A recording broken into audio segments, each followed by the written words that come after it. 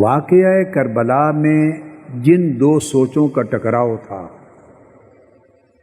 وہ یہ تھی کہ ایک سوچ یہ تھی اور وہ یزیدیت کے روپ میں آج بھی ایگزسٹ کرتی ہے۔ وہ سوچ یہ تھی کہ طاقت ہی حق ہے۔ یہ ایک سوچ تھی جو ایک مختصر سے جملے میں نے کہا کہ طاقت ہی حق ہے، یہ سوچ تھی۔ اس کے ساتھ امام حسین کی سوچ کا ٹکراؤ تھا، اور ان کی سوچ تھی کہ طاقت ہی حق نہیں ہے بلکہ حق ہی طاقت ہے۔ یزید جس سوچ کا نام تھا وہ تھی کہ طاقت ہی حق ہے، اور حسین جس سوچ کا نام ہے وہ ہے کہ حق ہی طاقت ہے۔ یعنی طاقت کی پرستش نہ کی جائے، طاقت کا ساتھ نہ دیا جائے، حق کا ساتھ دیا جائے۔ حق کا ساتھ دیتے ہوئے اگر طاقت آپ کو کچل بھی دے تو آپ پھر بھی زندہ جاوید ہیں۔ مگر واقعہ کربلا کے نتیجے میں امام حسین اور خانوادہ رسول یہ سب شہید ہو گئے۔ یزید کا تخت بچ گیا، لیکن فلسفہ کربلا کا یہ ہے کہ حسین شہید ہو کر بھی زندہ ہو گئے اور یزید تخت بچا کر بھی مردہ ہو گیا۔ حسین نیزے کی نوک پہ چڑھ کے بھی جیت گئے، یعنی جیت اور ہار کا مفہوم بدل دیا حسین نے۔ ہار اور جیت کا مفہوم بدل دیا۔ اس لیے یہ جو ٹکراؤ تھا دو سوچوں کا، تو یزید بربریت کا پیکر تھا۔ اب اس کا ایک دوسرا رخ بیان کرتا ہوں۔ یزید نام تھا بربریت کا، اور حسین استعارہ تھے انسانیت کے۔ یزید خیانت تھا، حسین امانت تھے۔ یزید ظلم تھا، حسین عدل تھے۔ یزید جبر تھا، حسین صبر تھے۔ یہ جبر اور صبر کا مقابلہ تھا۔ یزید سراسر جفا تھا، حسین سراسر وفا تھے۔ یزید نام تھا مطلق العنانی کا، مطلق العنانی کا، حسین نام تھا مساوات ایمانی کا۔ یہ ذہن میں رکھ لیں، یزید سراسر کرپشن ہے، وہ سراسر کرپشن تھا۔ اس کی کرپشن کی 3 ڈائمینشنز تھی۔ یزید بانی بنا، بانی سیاسی کرپشن کا، یزید بانی بنا مالی کرپشن کا، اور یزید بانی بنا اخلاقی کرپشن کا۔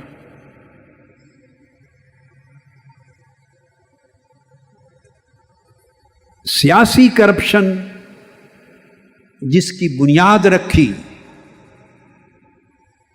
اسلام کی تاریخ میں انحراف کرتے ہوئے، سیاسی کرپشن اس کی یہ تھی کہ اس نے نظام خلافت کی قدروں کو پامال کر دیا۔ اگر آپ سیرت مصطفیٰ کی، سنت مصطفیٰ کی، تعلیمات مصطفیٰ کی، حتیٰ کہ قرآن و سنت کو اگر ایک عملی نظام کی شکل میں دیکھنا چاہیں تو خلافت راشدہ تھی۔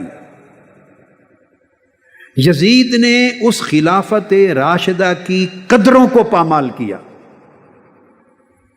اور اس کو بدل دیا بدترین ملوکیت سے،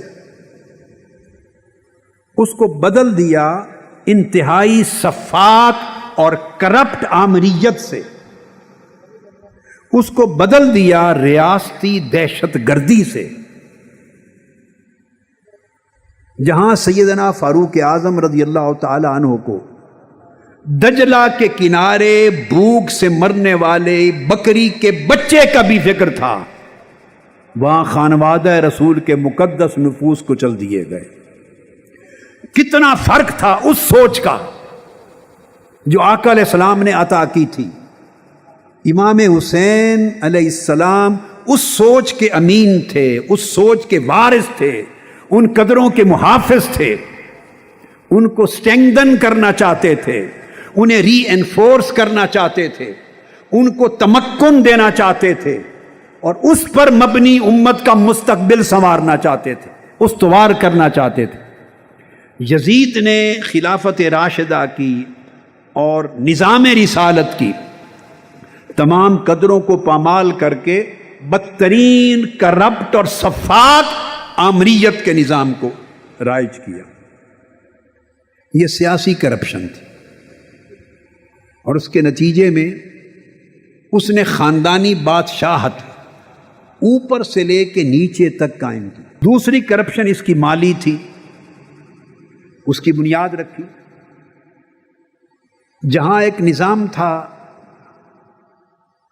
سیدنا صدیق اکبر ہوں، سیدنا فاروق اعظم ہوں، سیدنا عثمان غنی ہوں، سیدنا علی شیر خدا ہوں رضوان اللہ تعالی علیہ مجمعین، وہاں تو ایک عام شخص کھڑا ہو کے یہ بھی پوچھ سکتا تھا کہ مال غنیمت کی ایک چادر سے تو ہمارا قمیض نہیں بنا، آپ کا کرتا کیسے بن گیا؟ وہاں تو یہودی مقدمہ کر سکتا تھا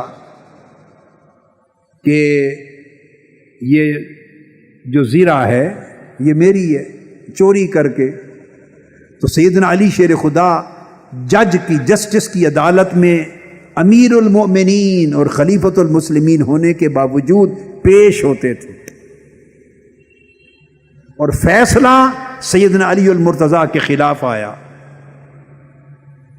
چونکہ قاضی شرح نے پوچھا یہ آپ کی ہے زیرہ تو گواہ پیش کریں، تو اس وقت جب خریدی تھی گواہ صرف سیدنا امام حسن مجتبیٰ تھے، تو جج نے کہا کہ بیٹے کی گواہی باپ کے حق میں قبول نہیں۔ اس نے فیصلہ کر کے سیدنا علی کی زیرہ گواہی نہ ہونے کی بنا پر یہودی کو دے دی۔ جب عدل کا یہ عالم دیکھا تو یہودی نے وہیں کلمہ پڑھ کے اسلام قبول کر لیا۔ اس نے کہا زیرہ انہی کی ہے، مگر میں مسلمان ہوتا ہوں اسلام کا یہ کردار دیکھ کر۔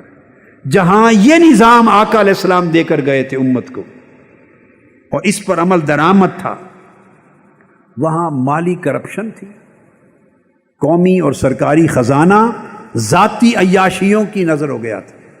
تیسری اخلاقی کرپشن، اس نے دینی اخلاقی اقدار کو مٹا دیا اور بے حیائی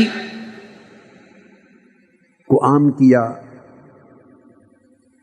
اور اپنے محل میں بے حیائی کو اور حدود الہیہ کو توڑنے کو اس نے رواج دیا۔ وہ پہلا شخص تھا جس سے آغاز ہوا۔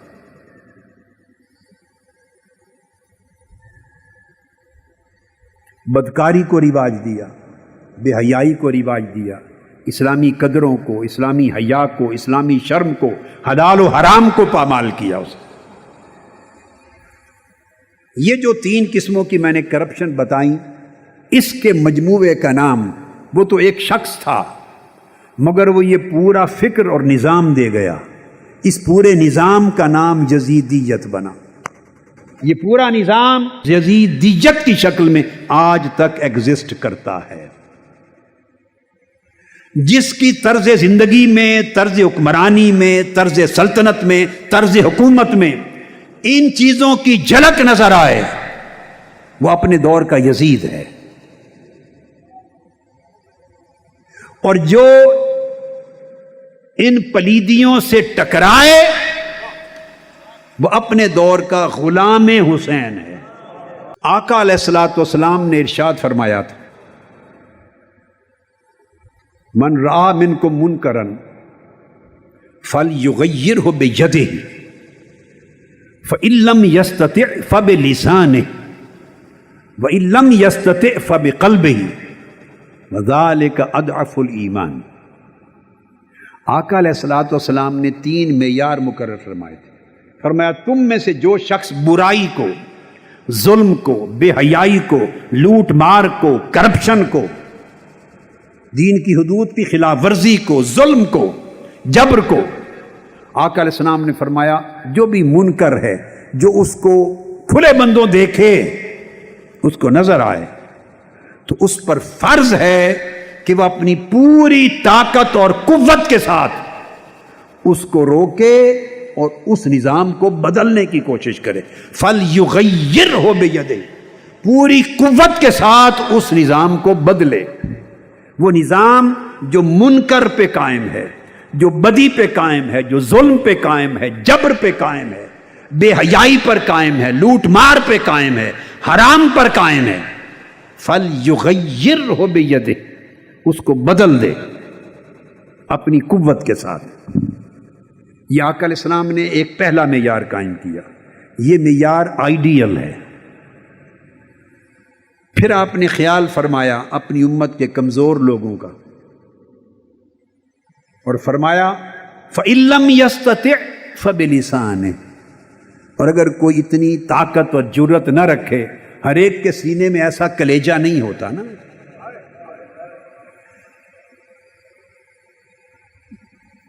شعروں میں ٹکرانے کی بات کرنا بڑا آسان ہوتا ہے، شاعری میں، تقریروں میں ٹکرانا بھی بڑا آسان ہوتا ہے، مگر میدان میں اتر کے ٹکرانا اور اپنی جانیں دے دینا یہ مشکل ہوتا ہے۔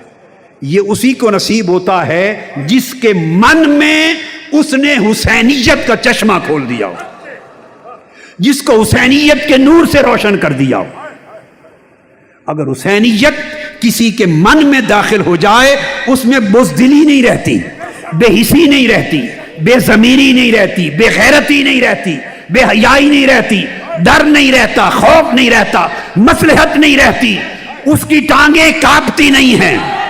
پھر وہ کمزور بھی ہو تو دنیا کا طاقتور ترین ہوتا ہے، چونکہ اس کی طاقت اپنی نہیں ہوتی، اس کی طاقت حسین سے ہوتی ہے۔ انفرادیت کیا ہے حسین کی، امام حسین کی؟ کون سا انوکھا کام کیا انہوں نے؟ دیکھو، ایک ہے پورا خانوادہ قربان کروا دیا دین کے لیے، خاندان شہید کروا دیا۔ دوسرا ہے انتہا درجے کی مظلومیت جس میں شہادتیں ہوئی۔ یہ سارے ایسپیکٹ اپنی اپنی جگہ، مگر ان سارے حقائق سے ہٹ کر ایک دوسری انفرادیت سمجھا رہا ہوں کہ کیا ہے۔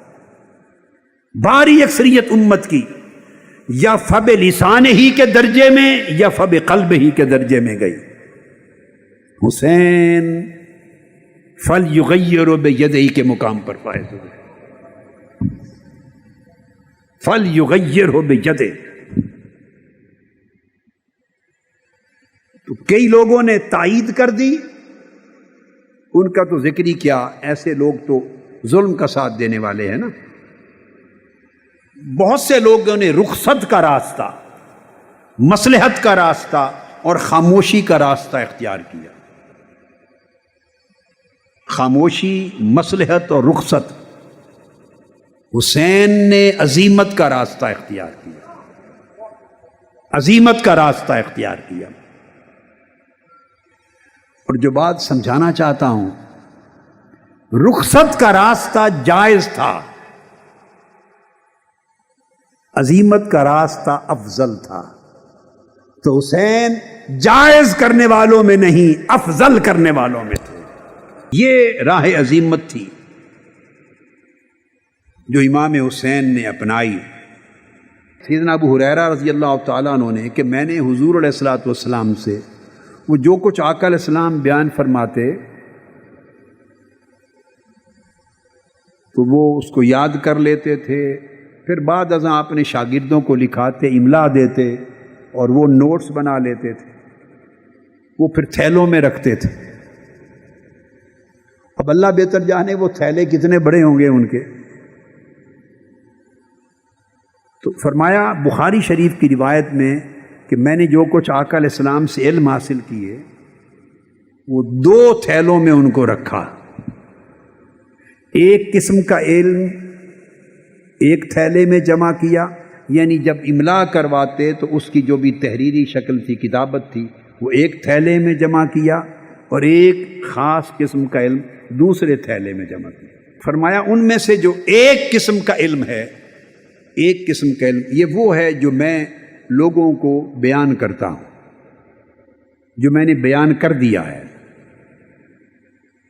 احکام ہیں حلال کے، حرام کے، شریعت کے واقعات ہیں، جو کچھ تعلیمات ہیں، اخلاق ہیں، آداب ہیں، مسائل شرعیہ ہے، یعنی وہ جو کچھ میں بیان کرتا ہوں، اور ہزارہا احادیث جو حضرت ابو ہریرہ رضی اللہ تعالیٰ عنہ نے روایت کی، فرمایا فبثثتہ، یہ وہ علم ہے جو لوگوں تک پہنچ گیا ہے اور تمہیں بھی معلوم ہو گیا ہے، یہ وہ ایک قسم کا علم ہے جو میں نے بیان کر دیا ہے۔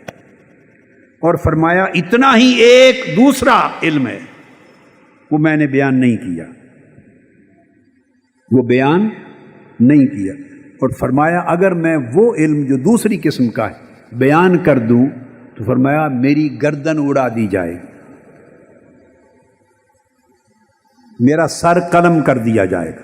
امام ابن حجر اسقلانی رحمۃ اللہ تعالی علیہ وہ فتح الباری میں بیان کرتے ہیں اس حدیث کے تحت، فرماتے ہیں کہ یہ علم جس کے لیے حضرت ابو ہریرہ نے فرمایا کہ میں اگر بیان کر دوں تو میری گردن کاٹ دی جائے، فرمایا اس علم میں اللہ بہتر جانے کتنے علوم شامل ہیں، مگر امام ابن حجر اسقلانی اپنے سے پہلے ائمہ محدثین کا حوالہ دیتے ہوئے کہتے ہیں کہ اس علم میں یہ علم بھی شامل ہے جو آپ کے دور کے بعد آنے والے وقتوں میں بڑے بڑے بدترین عامر حکمران آنے والے تھے، ان کے نام بھی حضور علیہ السلام نے بتا دیے تھے ابو ہریرہ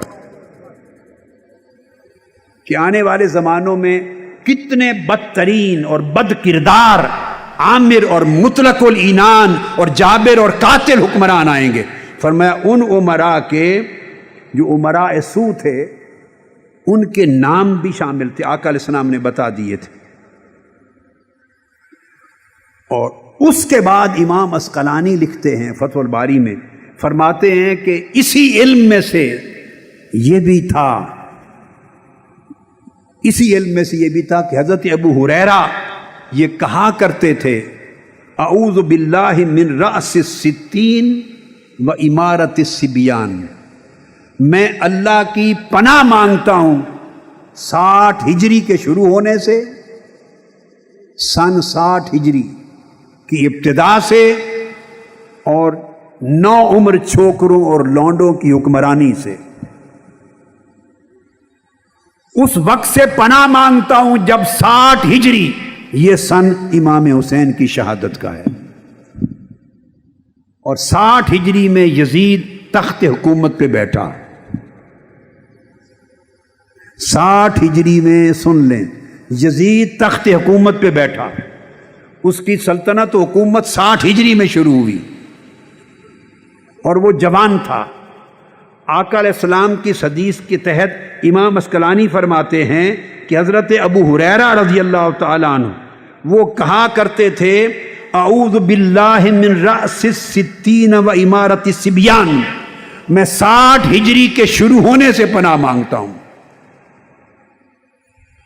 اور پھر امام اسقلانی کے الفاظ ہیں، کہتے ہیں یشیر الی خلافت یزید ابن معاویہ، اس حدیث میں حضرت ابو ہریرہ 60 ہجری سے پناہ مانگتے ہوئے یزید کی حکومت کی ابتدا ہونے سے پناہ مانگتے تھے۔